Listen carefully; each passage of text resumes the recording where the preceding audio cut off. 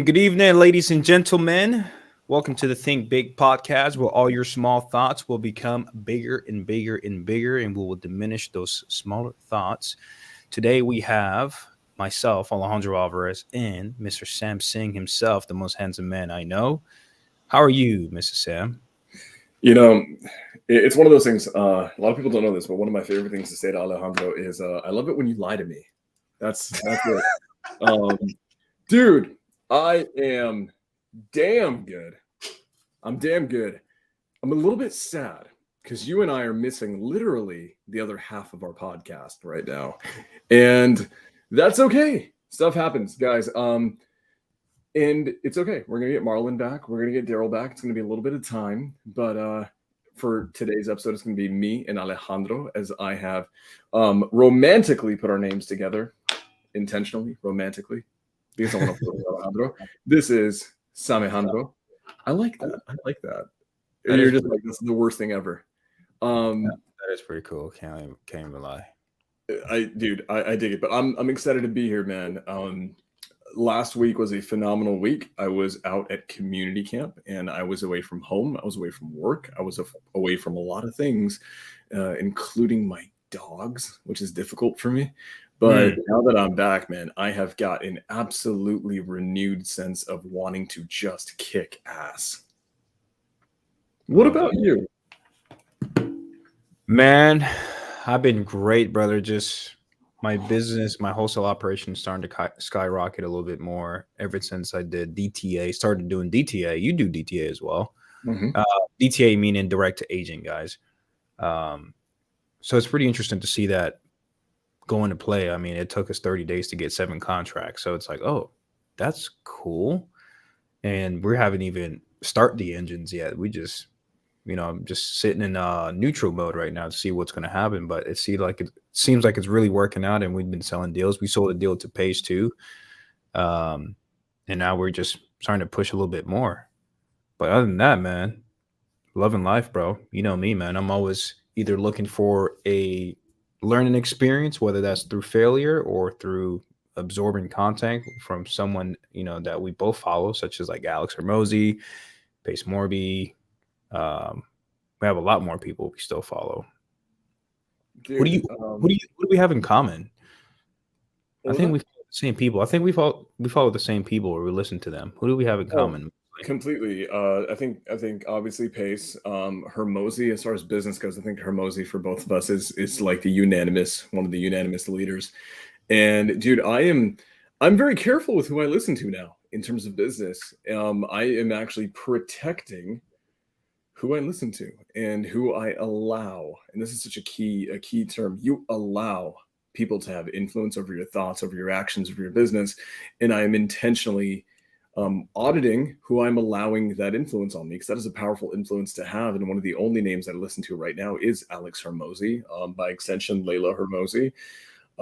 And I would say those are the two main ones, obviously Pace and Alex. And I think outside of that, let's see. I mean, you're obviously a massive follower and advocate for Mr. Andy Frisella, who is a badass human being. Not something that I've ever gotten into because I've never done 75 hard, because I am probably too much of a coward to do it.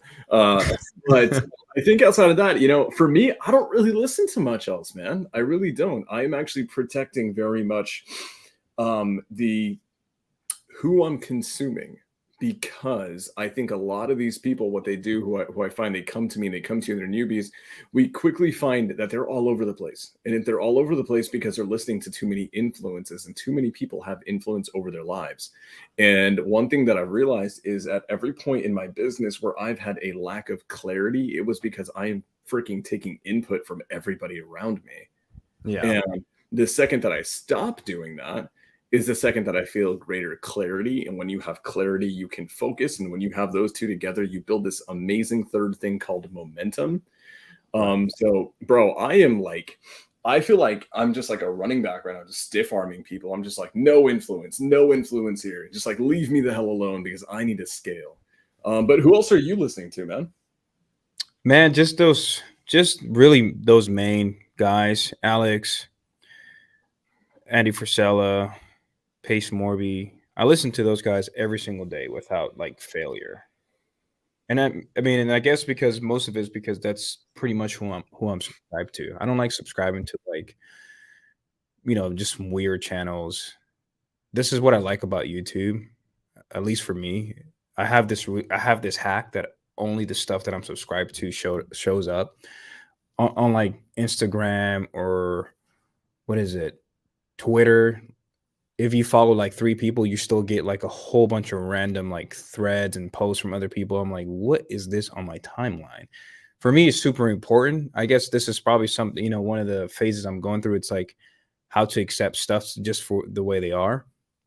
But whenever I'm on Twitter or I get on Instagram to post something, I don't want to see some random stuff, like some random negative stuff that can ruin my day. I don't want to see that.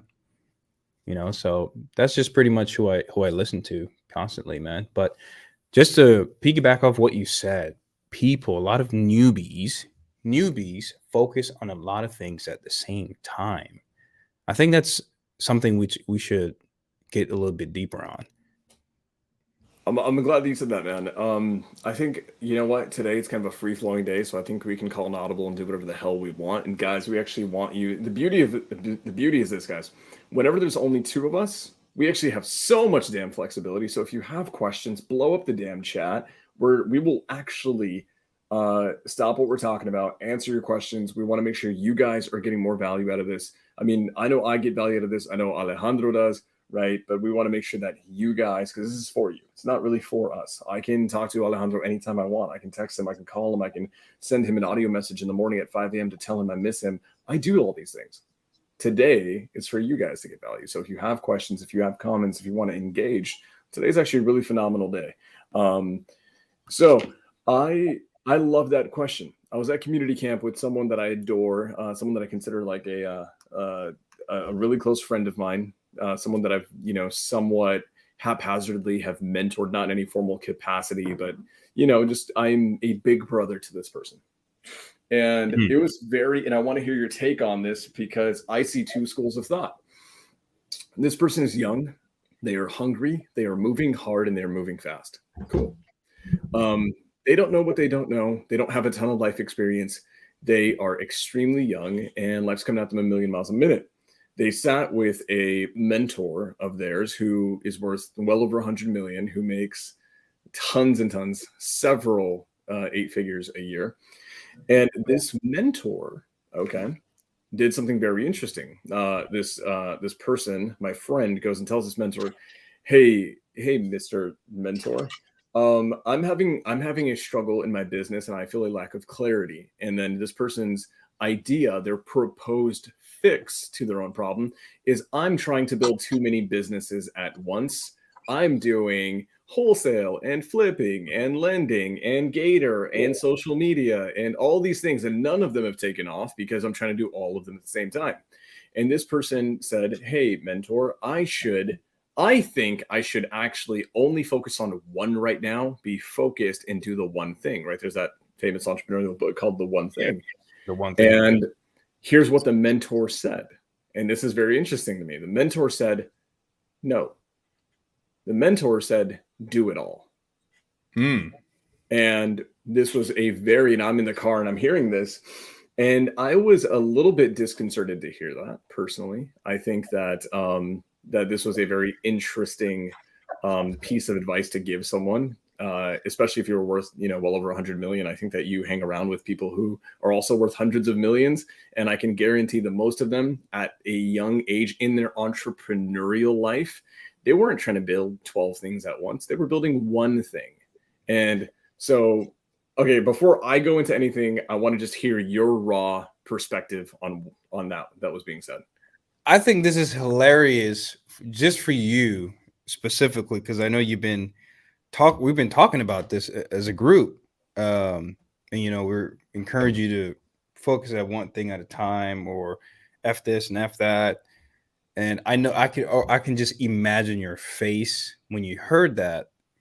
It's like so many, like, you ever seen the cartoons with a whole bunch of question marks just pop up on top of them? There's like 3 of them just immediately above my head. Huh? What did I just hear?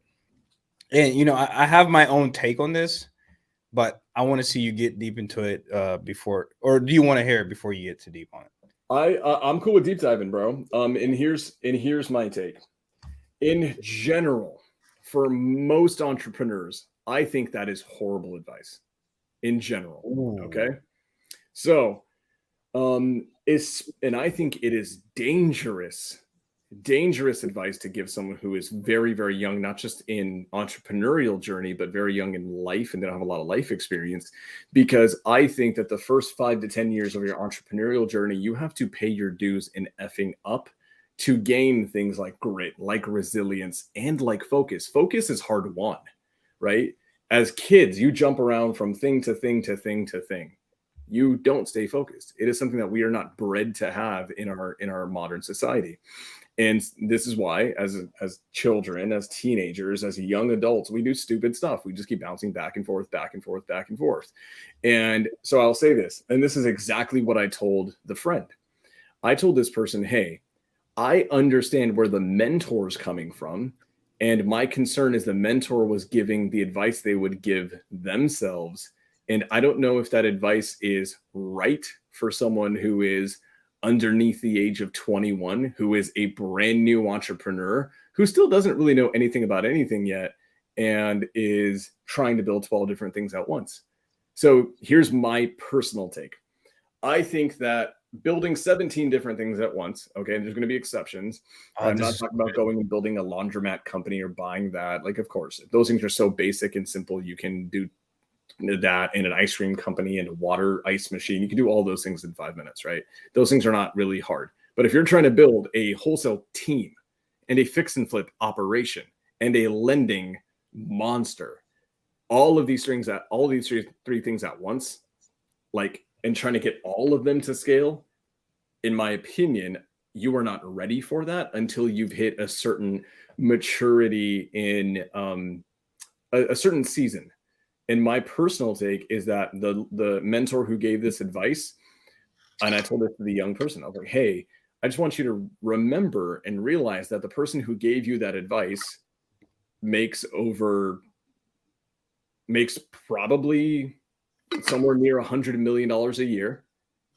They can start a new endeavor and hire a CEO and a COO and a chief of operations and a CFO and a CMO, and they can hire all of those things out right now. And here's the other thing. They've been in business and entrepreneurship for decades. You've been in business and entrepreneurship since high school. And that was a year ago for you or 2 years ago for you, right? My take with this person was, until you know how to streamline and automate just one business, which you do not know yet, because if you did, you would not have the problem that you're having. You haven't done it one time. So how are you going to apply it to 12 different businesses? My personal take is, when you are a new entrepreneur, I think you should spend all of your time focusing on one thing, crushing it, not just because you want to be the best wholesaler ever. I don't give a damn about that. Not just so you can become the best pest control company owner ever. Doesn't matter. What you do one time is learn how to SOP and automate and productize and market one business through and through and remove yourself from it. You will see that almost all businesses are the exact same. And then once you've achieved that maturity and that experience, now go start different businesses. You can do multiple things because you have the level of experience behind you, a level of perspective behind you. The problem is right now you're trying to do a wholesale company and you're trying to build a team and hire, and you've never learned how to hire properly. So all the issues that you're having here, you're going to have in your flip company, in your lending company, in your XYZ company that you're trying to build. So my take is this. In the beginning, you were in a season of learning, not earning, right? Hormozi says this. In the beginning, you were in a season of learning and not earning. So don't go and try to earn $1 million that young. Instead, you should probably learn how to gain skill sets because you're digging a well. Go and get these insane skill sets, this insane experience knowledge base. So 3, 4, 5 years in, now that you've scaled, let's say, a wholesale company to $500,000 a month, guess what? You can now go start 20 different businesses. You have the resources in money. You've got the experience in scaling. And you probably have also grown so much as an entrepreneur and through life experience where you're ready to handle all of these other things. So, my take personally, and here's the reality, guys, and I will say this because this mentor gave me the same advice. And at the time, I didn't understand it. And so I will say this, like everything else in life, sometimes the answer is it depends. And I think what does it depend on? I think there are human beings who are naturally able and naturally skilled and have the acumen to do multiple things at once, right? If you look at, and there's no right or wrong, in my opinion, I think it's a matter of preference. And I think if we look at success rates, we can actually argue that one consistently has produced better results in the aggregate than the other. If we look at the Hormozi approach, is do one freaking thing. Hormozi did one thing. He scaled Gym Launch, and by the time he was 29 years old, it hit a $150 million valuation. That man is now acquiring businesses left and right, and he makes over $200 million a year in revenue, right? But he's an advocate of the one thing. And he's making tons and tons and tons of money. Great. Now, to both of us, Mr. Pace Morby. Pace Morby understands how to use his unique talent. I would say he's one of those innate exceptions, one of those magical exceptions, where his innate talent, his branding, his community, his ability to market has allowed him to get his hands in. I mean, dude, he's got wholesale, flipping, lending, title companies, education products, TV show. He's buying businesses left and right? And did he ever scale one of those things really heavy? No, he kind of scaled one of them. I think he scaled his wholesale company to a sizable amount. And then he just started immediately realizing that he had the natural skill set, the natural talent base to go ahead and start getting into other things. So I think there is a balancing act to be had between seasons in life, between experience level, and then also your natural talents. I think this is an infinitely complex conversation. But I will say this, most people who I run into, and they are new entrepreneurs, and they are trying to do wholesaling and have a cleaning company and do Gym Launch and do drop shipping,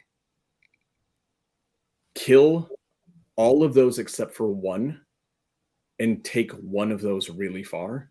You will probably make more doing that one thing than doing all four half-assed. And then what will happen is you will start understanding how to scale any business model. Now that you have the experience, now that you've done it, you have proof of concept. And because you've done it, you have resources that you didn't have. And this is not a big thing. People in the beginning, when they're trying to do 4 or 5 different things, they usually don't have resources to properly do any of them because they're spreading their resource base, in terms of finances across 4 or 5 different businesses instead of just pouring all of them into one. So infinitely complicated answer, but I think it's something that needs to be said. What do you think, bro? Bro, I'm going to tell you, this is probably where you and I both have two different worldview. Where I'm a big fan of actually doing multiple businesses at once, and I have to give some context because I don't want to make it, because neither you or I are wrong. Neither you and I are wrong.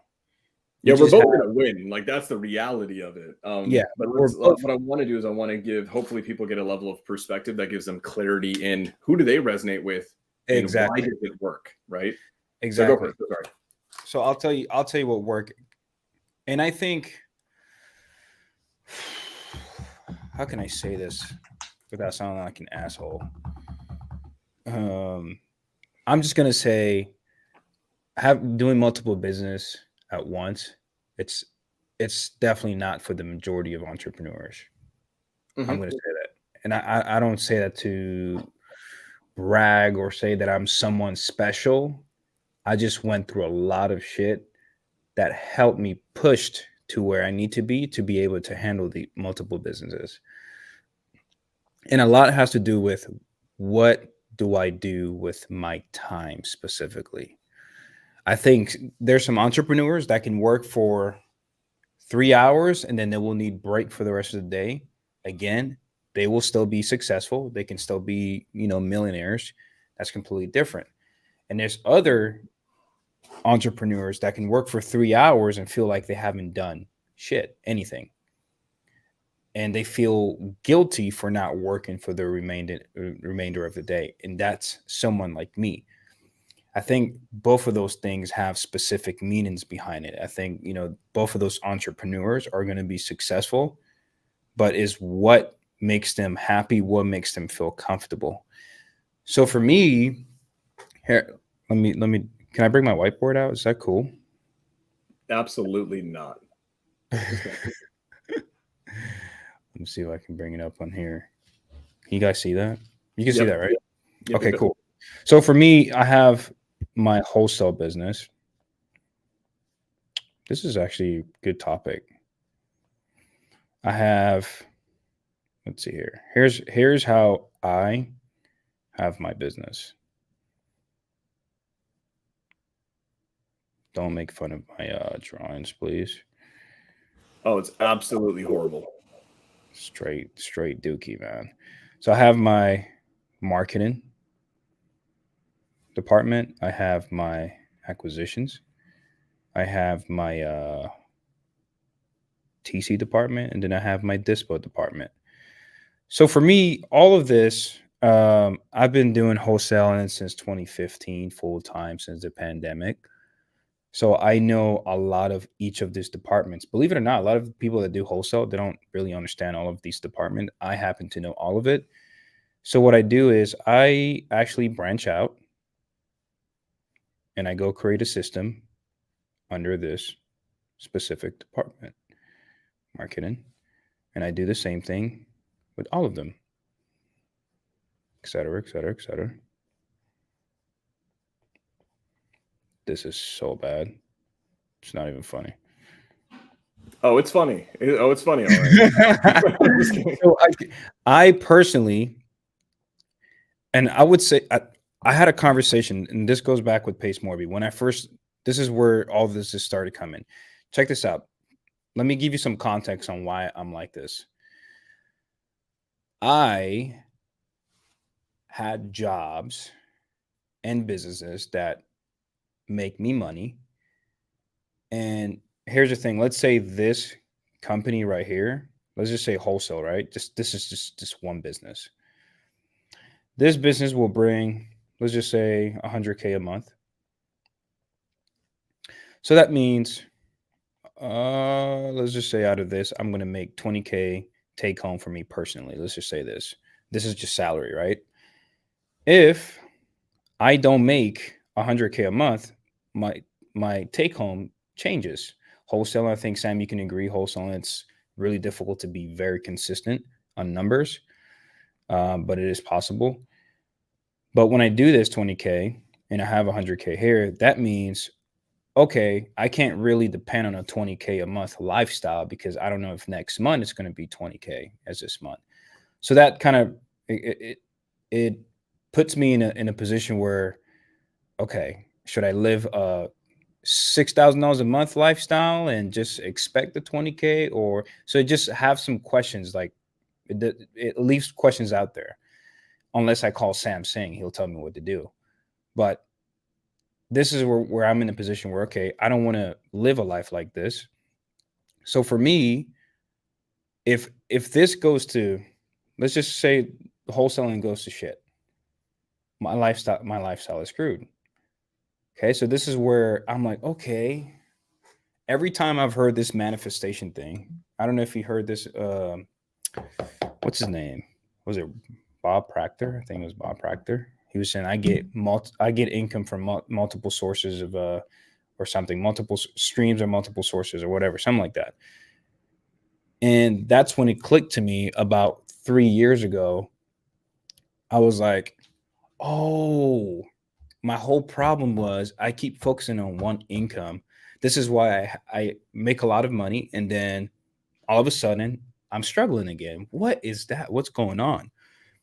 And obviously you will continue to understand the defects of your business to continue improving. But when I felt that, I didn't want to be in the same position. So I'm like, okay, great. I'm just going to, because my whole thought, Sam, was I want to get my wholesale operation to 7 figures a month, right?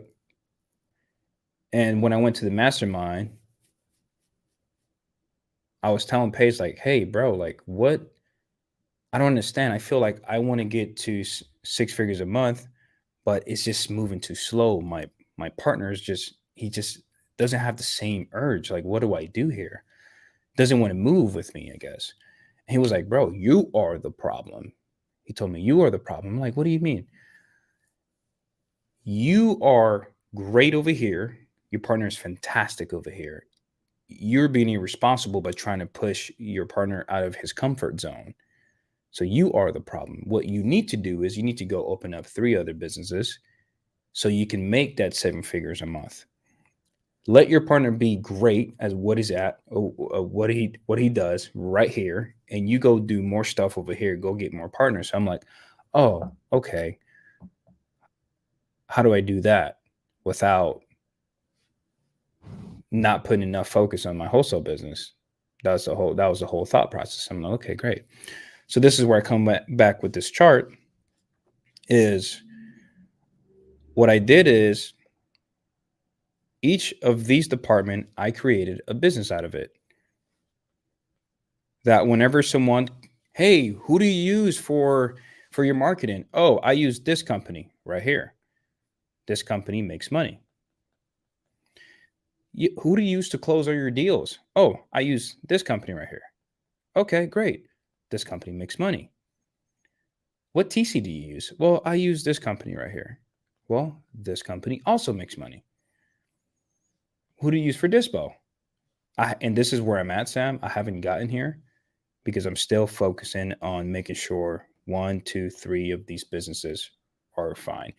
These departments in my main wholesale business, I'm pretty much about 95% out of that business. Whenever I'm there is whenever I'm there is for our weekly meetings when we have problems. I am a visionary. My main job is research and development and solve big problems. That's what I enjoy doing. I love doing that.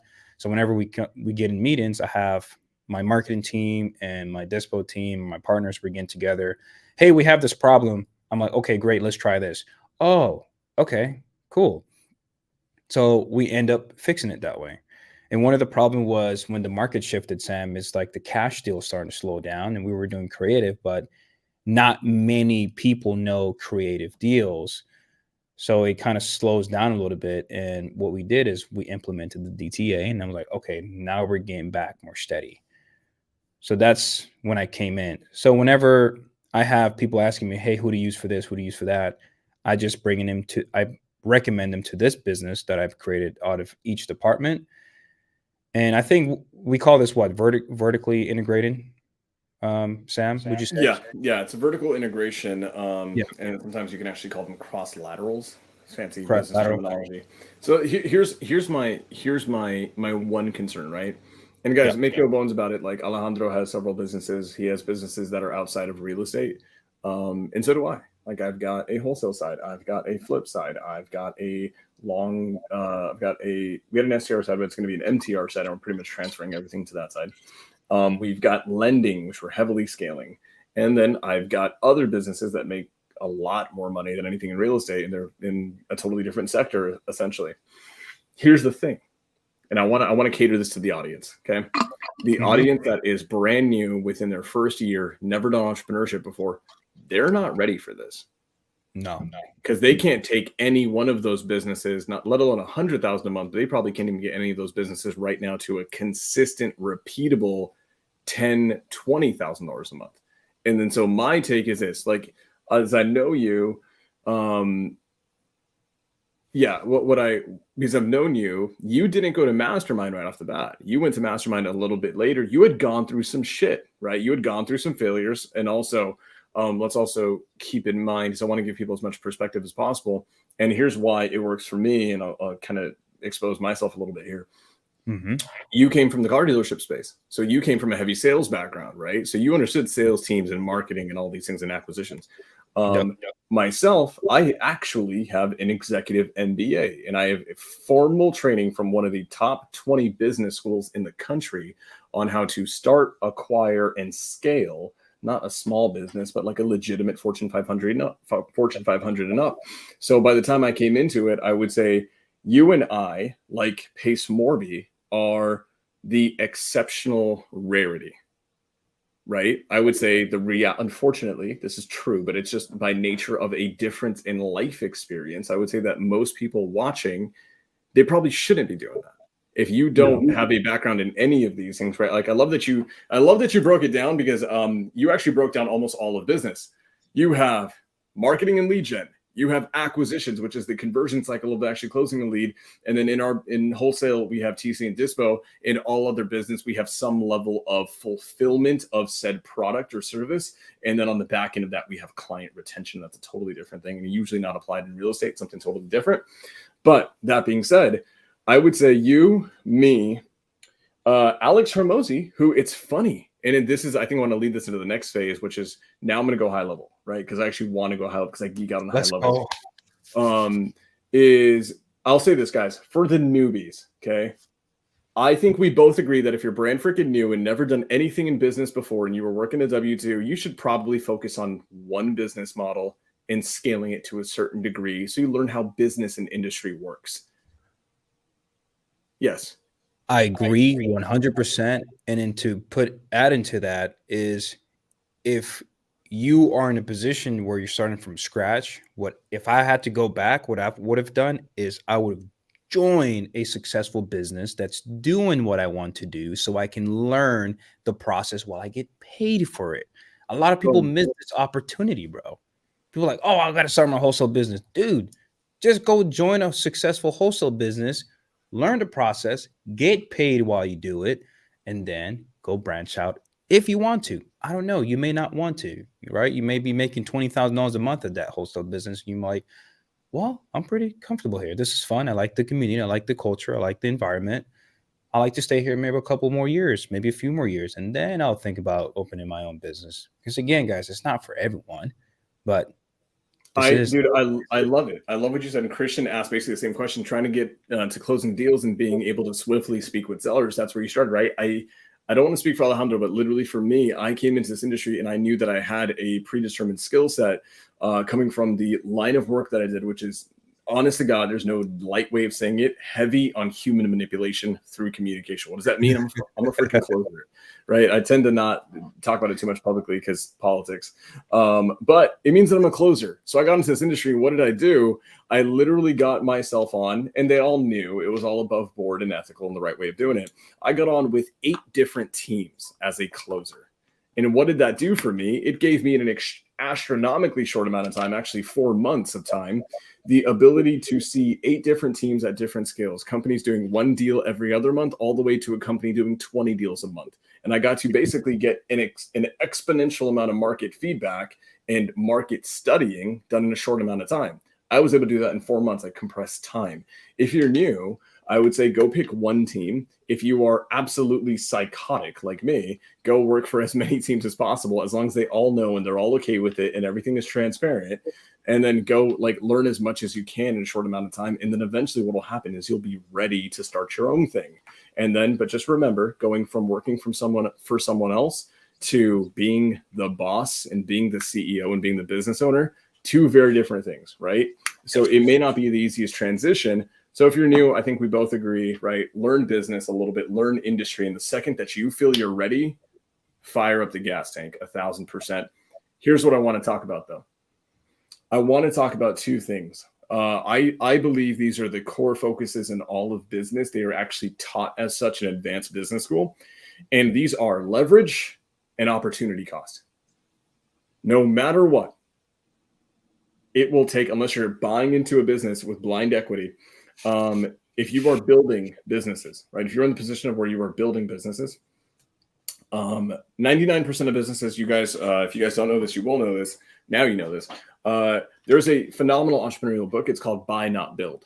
And it teaches the principle that the majority of billionaires in the world actually were not. It's so funny, dude. The majority of billionaires were not created by having one epic business. They were created by doing venture capitalism, venture equity, and buying into several businesses, right? And when you buy into something, you are basically doing so. You're just trading your money to get in and not have to do work. This way you can actually scale that, because if I have $100 million liquid, I can buy my way into 10 different massive entities and have equity in them. And then as they scale, my net worth scales, right? That's actually the most consistent way of becoming a billionaire. The problem is most people, when they hear billionaire, they think the outliers, the freaks of nature. And I say this in the most positive way, the Musks, the Zuckerbergs, the Bezoses, the pretty soon Mr. Beast of the world, who will be a centibillionaire through media. And so those men, whether people realize it or not, the Kylie Jenners of the world, these humans are all outliers. Most of them took one thing and scaled it to the freaking moon. And then now they have all these organic verticals and cross laterals and all these things. But the majority of the world's billionaires, it is proven that the majority of them do them through just constant venture equity and buying into a small business here, a medium business there, another, and just doing it over and over and over again. And through time, you can actually buy your way into becoming a billionaire. It's proven. Here's my thing. If you are in the stage of building, right? Let's just say you're making $1 million to $5 million. You are not yet at the $100 million net worth. You're trying to push towards that. I say, and I personally believe in this, Hormozi teaches this really important principle that time is not your most important resource as an entrepreneur. It's actually attention, because we only have so much of it. We only have so much time, but trust me, your attention is more fleeting, and your attention can be more powerful than what you spend your time on, because where you put your attention actually grows. And there's this principle taught that there are levels to being an entrepreneur, levels 1 through 10, and there's levels to vehicles, levels 1 through 10. And this is actually what happens. I want to take you guys through a little bit of story time. Alex Hormozi, when he first went to one of his first ever gym mastermind events, where there was a bunch of fitness influencers, they would go to this auditorium and they would present how they have scaled their operations. And then most of these people were actually digital course kind of influencer types who are selling fitness products online, usually through Instagram or influencer space. Hormozi at the time was in his mid-20s, and he had 6 brick and mortar locations. He was the only one with actual brick and mortar gyms. And he presented on how he basically launched these physical locations with free marketing. And the guy who led the room, the mastermind host, stopped him and said, "Hey, you have a level 10 skill set, but you're in a level 2 vehicle." And Hormozi at the time was like, "Well, I'm going to go, and if I can go and get 1,000 different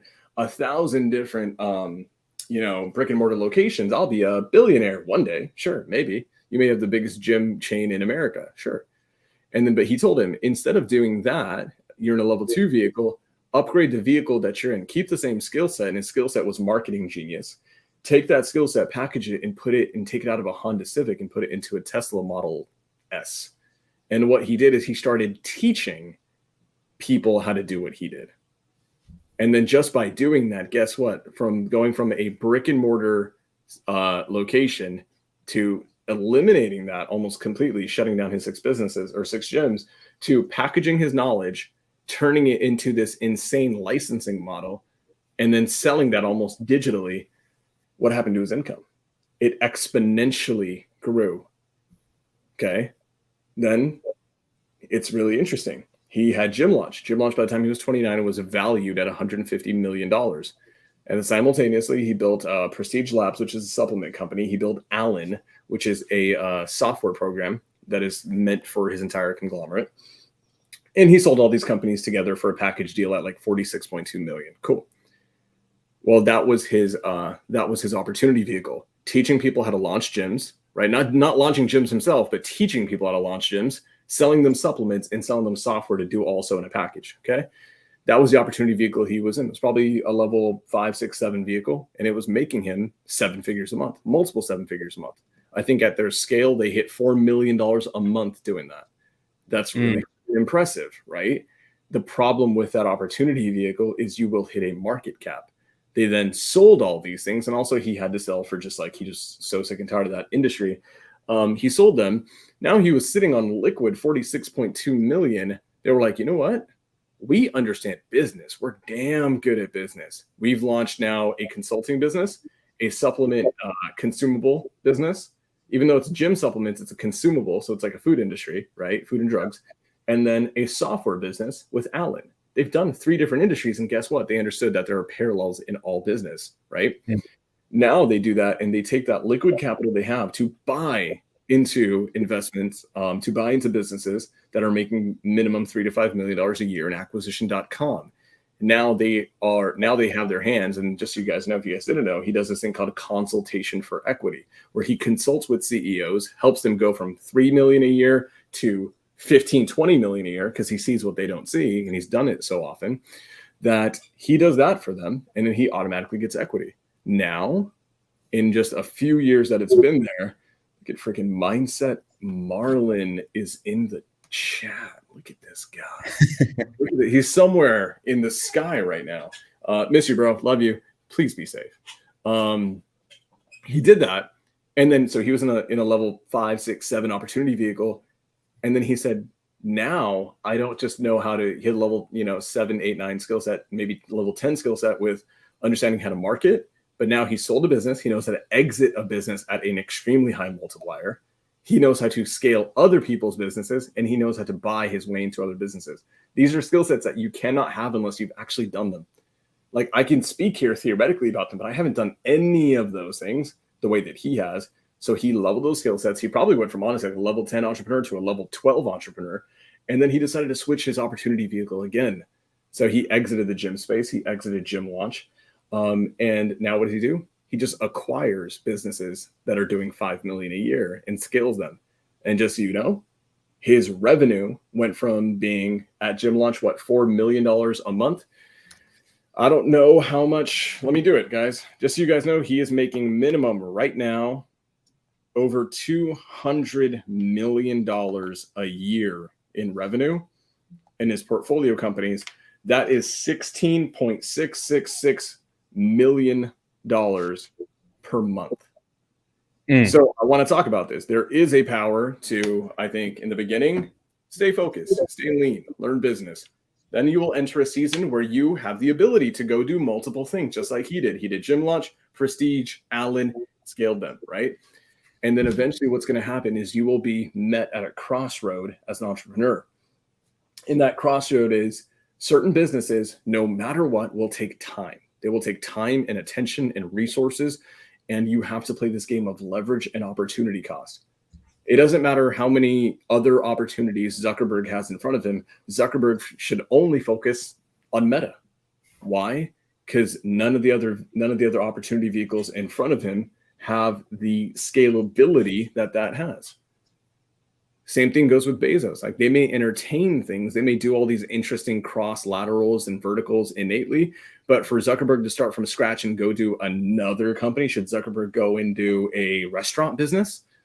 Probably not, because restaurants will never have the leverage that his software company has, his platform has in Meta, right? Same thing with if you look at Elon Musk with all the things that he does.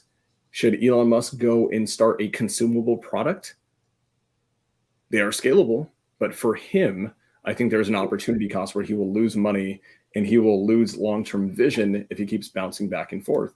And I think at a certain point in entrepreneurship, it is important to understand, guys. I love the idea of boring businesses, of buying them. I think they're cool. I think they're fun. But if you spend all of your time trying to just buy a laundromat every 5 minutes, laundromats have caps. You cannot scale a laundromat. You can't. The only way to scale them is to move into bigger venues, add more machines, and pump your market.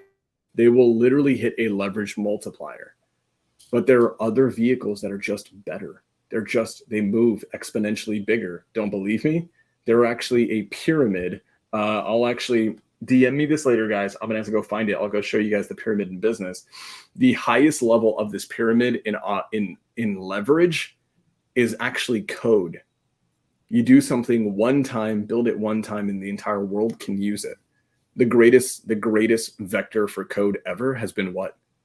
It's Google, the search engine. Do you think the owner of Google should have gone and bought laundromats and gone and started a marketing agency and gone and done a pest control company and all these other stupid things? No, because the opportunity vehicle he had, or she had, I don't know who made it, the opportunity vehicle they had is far greater in scale than any other thing that they could have done. So I think at some point, you, me, Marlon, Daryl, this is happening with me right now. The problem is, guys, this is true. There is a stigma amongst high earners and people who crush it that, oh, it's easy, you're rich, all these things keep coming to you, right? The reality is the more you earn and the bigger you get, the more opportunity you attract.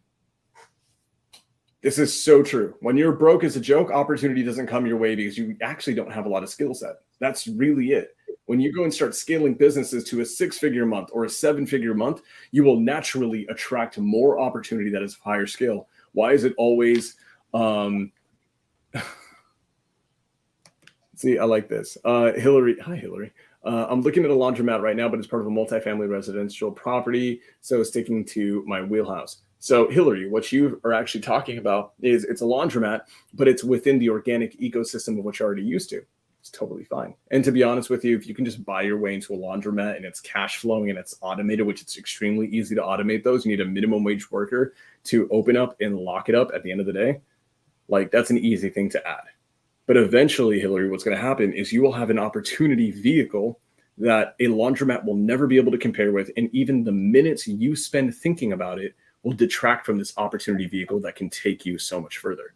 This is the reason why it doesn't matter. Could you imagine the level of opportunity that has to come to Alex Hormozi for him to say, oh yeah, it's another business, I could do it right now? Ladies, if you guys didn't know, Mr. Scorch the Fears.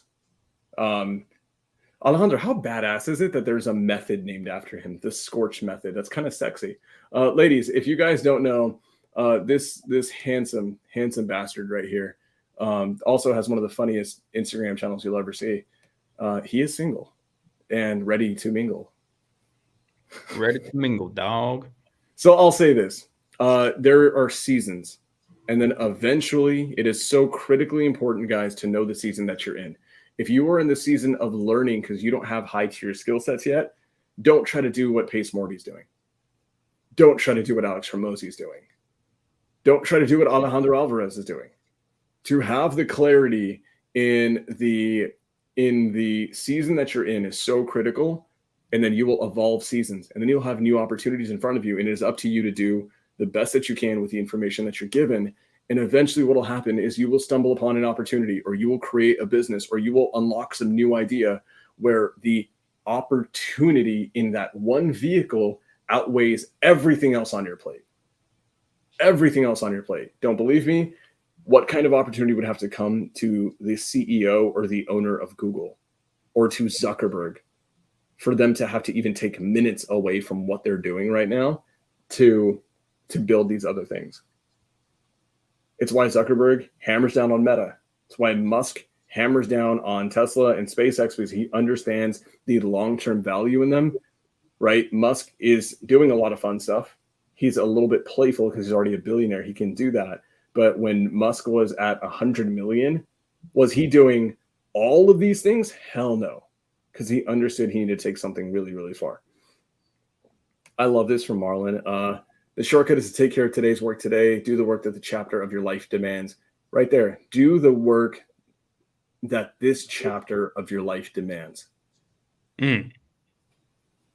That is so critical. Guys, if you are broke as a joke, like I was just shy of 2 years ago out of grad school, I couldn't start a wholesale company and a flip company and an Airbnb company. And mind you, all of these things are in the same ecosystem, right? They're all real estate investing oriented, and a TC company and a property management company. I can do all that shit. I needed to stay in one lane, not even just starting a wholesale company, but just being a closer for a wholesale company. Then what happened is I got skill sets, and then those skill sets gave me higher leverage. I took that leverage. I started my own company. Then we scaled that. Then I got higher skill sets. Now I'm a business owner. Now I know how to hire, how to fire, how to train people, how to automate systems and processes. Now I have the ability, opportunity to actually say yes to more things. That being said, you can say yes to too many things. You absolutely can. And that is what crushes people. They say yes past what they can handle. And that's the danger. So right now, make no bones about it. If you start seeing me do a wholesale company, a flip company, a drop shipping company, and I want to start a taco truck, all of these things, and like 25 other things. And because I understand business, I'm going to be Sam the pest control guy and a solar guy and an HVAC guy and a roofing company and a cleaning company. I will fail because I'm handling and I'm doing more than I can handle. Say yes to everything that you can handle and you can crush. But if you can't crush one thing, why the hell do you think you can crush 10 things? Ooh. That's my thing. So, your turn. And this is true, guys. I was trying to be nice with it. Yeah, Marlon, we were all a little bit sick and tired that every time the word mindset came up, this dude would jump out of his seat and then just go on a tear. So we voted him off the island.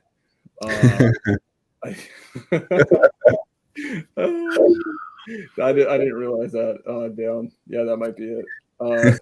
Dude, you're supposed to. Okay, if you have the chance to chat here, you should be on with us. Don't give me that crap, Marlon. God, he's funny. Okay, what do you think, bro? I think you gave great advice. And, I think I want to compress this a little bit because this is the problem what happens whenever we start talking about so many business experience and life experience that we go through, you and I, Sam, is people start to, okay, well, I like this and I like that and like this and like this. Well, let me try this and then I'll try that. Okay, let me try what Sam is doing, then let me try what Alejandro is doing. Don't do that. Don't do that. Okay, guys, I'm gonna tell you one more time. I started wholesaling back in 2015, took it full time during the pandemic, which is 2020, 2021. So it was a while. It took a while. Okay. So don't think that, after 1 year, you're going to start this business or start that business. I think that, Sam, would you agree? I think whenever you start getting maybe you may not agree with this, but once you start getting into a very consistent revenue in whatever business you're focusing in, and you're pretty much 90%, 95% out of that business, then that's a good time to look at other businesses. And if you are, I think you should look at vertical integration. Would you agree or disagree with that? Absolutely agree. But the key there is what you said. Get to 95% first before you even entertain those thoughts. But yes, correct. I agree. Yeah. Because that's the same thing with me. It's like, okay, I got my wholesale business where every department is delegated to very amazing human beings, and they're doing an amazing job. And whenever I am needed, it's a big problem, which is what I love to do. And I don't know if is this fair to feel like really good about solving big problems, and it feels better because the other guys couldn't figure it out for like the whole week, and you just come in like 2 minutes and like, oh yeah, just do this. Like, what? Yeah, dude, you're an outlier. You're a freak of nature, and I mean that in the best possible way. And what I'm like literally what I mean by that when I say it, I actually personally hate the word freak, but the reality is there is something wrong with your wiring where you are unlike everybody else. Yeah. Right? You are extraordinary, right? People say extraordinary. Break it up. That word is actually extraordinary. You are past the normal, you were past the rest. This is why, to your point, literally at community camp, I'm not gonna get too much into it, but I had these young entrepreneurs who are amazing. I say young, they're probably older than me actually, but they have a cleaning company, a carpet cleaning home services company, and then they've been building this for quite some time. They have that, and I believe like a power washing company, and they're also trying to do wholesaling. Oh man! And then here's the thing: wholesaling company, not really doing deals, not really making money. Power wash company, somewhat automated, but not really crushing it.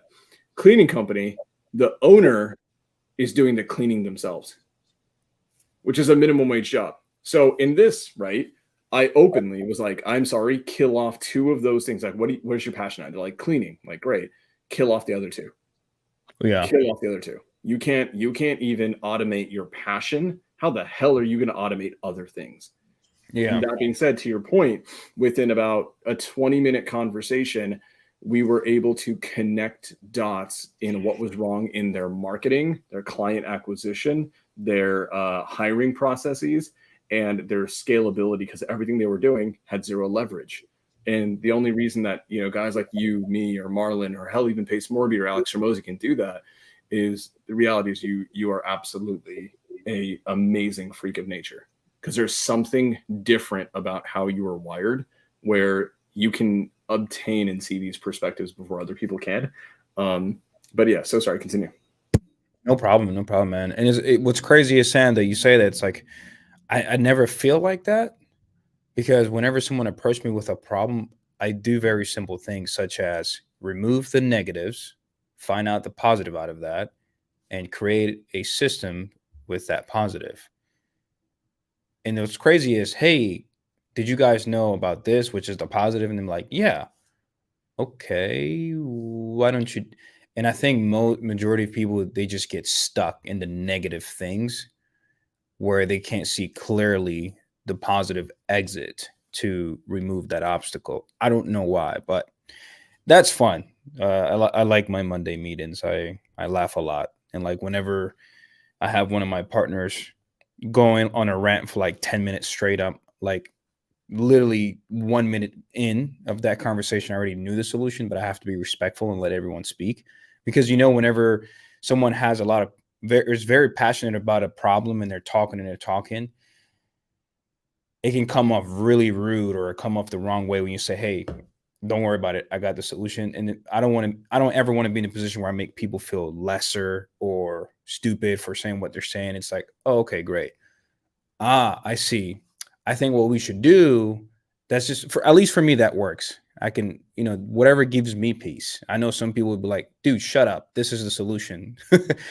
Some people are like that. I'm not. Maybe I'm not. Maybe that's something I have to learn in the future. But for now, I like to enjoy my peace. I like to go to sleep in peace. So for those who are starting out, especially right now in this current market, go join a successful business. This is what I would have done, and start to learn the ins and out.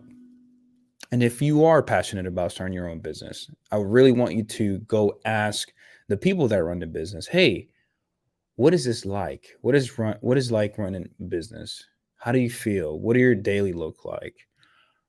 And see if that's something that can fit you. And at that certain time, it may not, right? Because our goals change. Sam, I'm pretty sure last year, maybe you wanted, I don't know, let's just say hypothetically, a Lamborghini, and now you want a helicopter. Shit changes. Bro, I'm on some private jet shit right now.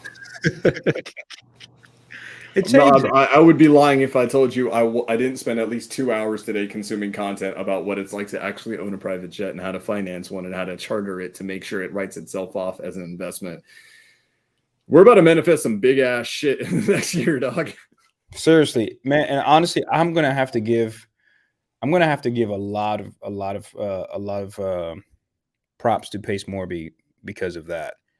Because when I prior to me joining, his mentorship, I was thinking Range Rovers, house with a pool, travel every month. I thought I was really cool. But then after joining his mentorship and he showed me his business structure, which you tagged me in, I can't wait till that new business structure. It's going to go crazy. You and I both are going to be stuck watching that.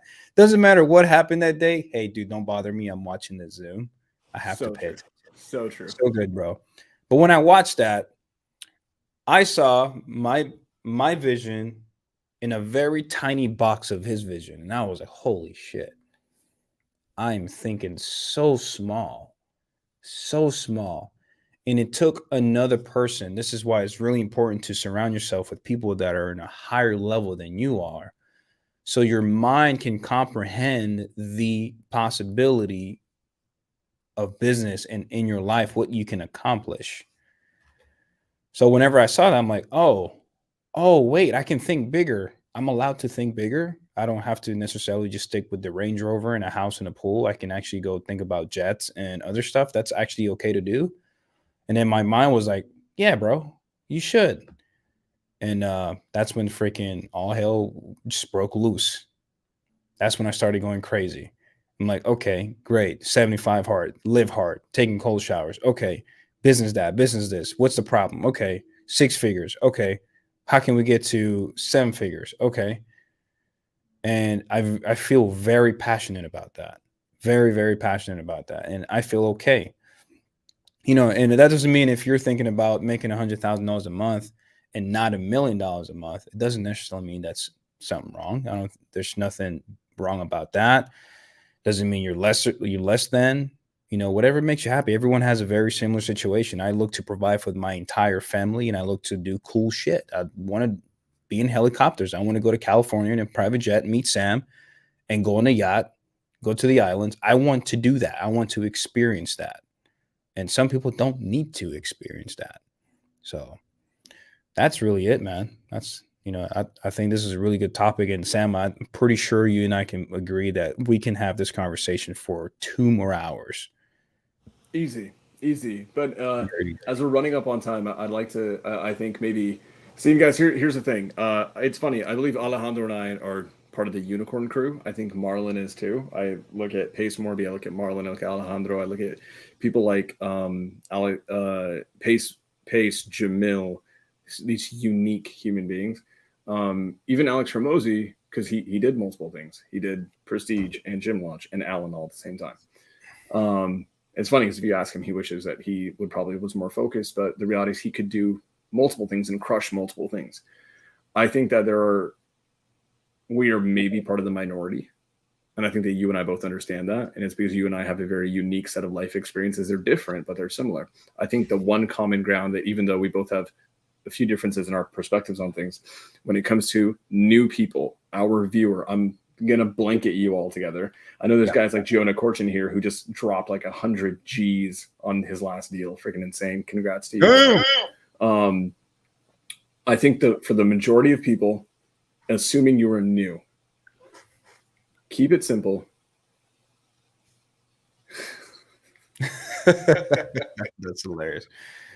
Okay, Sam refuses to fly commercial anymore. Yeah, I have a curse. I want you all to pay attention. Follow me on Instagram if you don't already. Pay attention to this because every single time I fly, every trip I've had this entire year, I have been stranded, stuck, delayed horribly. Not like, a 2-hour delay. No, it's minimum always 7 hours, if not a whole day. And I'm at this point where I am done with commercial, and I'm like, screw first class, because first class is irrelevant if the entire flight's delayed anyways. So now I'm like, I spent a lot of time researching private jets today, and guess what, Honor, you and I can talk about this later. They're a lot more attainable than we may think. Agreed. And with guys as creative as you and I are, we can definitely turn those things into not just we can turn those things into money makers. And what Chris Crone is doing with his jets, I found out a little bit about it. Oof, he is buying, I think he has like 3 or 4 jets now, and they all make him money. Wow. Okay. Anyways, guys, if you're on the newer side, keep it simple, keep it focused, achieve high tier skill sets, learn from masters.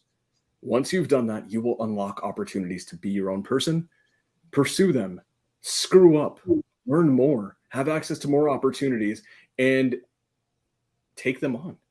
Do multiple things. You will find out that you chased things you shouldn't have chased. You chased a shiny object and it wasted your time, but guess what? That's a learning experience. And keep evolving as an entrepreneur, as a business owner. Then eventually you may be one of the lucky sons of guns who comes across absolute magic. You come across the next Tesla, the next Facebook, the next Google, the next Sub 2. And when you have one of those vehicles in front of you, double the hell down and kill off anything that would leech from it, because those things will probably take you further. I think you and I can both agree on that. Correct. Agreed. Beautiful. Guys, before we run over, because we're already over time today, I want you all to do something, right? Marlon's a little bit nicer about this, a little bit smoother with his delivery, and I'm not, and that's okay. Today was an extremely candid discussion. I'm going to tell you right now, there's not a lot of discussions on YouTube at all who talk about this stuff. At all. Why? Because 99% of the people on YouTube don't actually do a ton of business. They don't actually own businesses. They're not real entrepreneurs. They're content creators. So in an effort to keep everything as freaking real as possible and give you guys all the value that we can, we just need to know that it actually freaking matters. Because I see value in it. Alejandro sees value in it. Marlon's 33,000 feet above the ground and he sees value in it. But you guys don't get value from it. It doesn't matter. And how do we know that it does? It's simple. Do a couple things. First and foremost, if you're on my YouTube channel or Marlon's or Daryl's because they're still streaming, go over to the others. Go over to Alejandro's. Go over to mine. Go over to Marlon's. Go over to Daryl's. Go to everyone's. Hit subscribe. It takes you 2.5 seconds. Hit like on the video. It actually tells us that you like this stuff. And literally, if you don't believe me, we have a group thread where we're actually talking about, did this land or not? And we've done days where we've given out information and value that people charge $30,000 legitimately for. And what ended up happening is no one gave a damn. And then we talked about mindset for 2 hours and everybody loved it. So we need to know what you guys like. That's your way of telling us what you like. Leave a comment on all these channels. And then so important. The YouTube algorithm does this really funky thing where it will base the value of a video based on if you share it or not.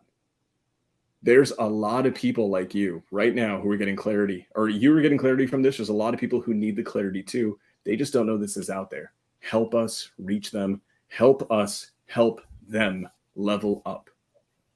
That's all I ask. So subscribe, like, share. Alejandro, anything else? No, sir.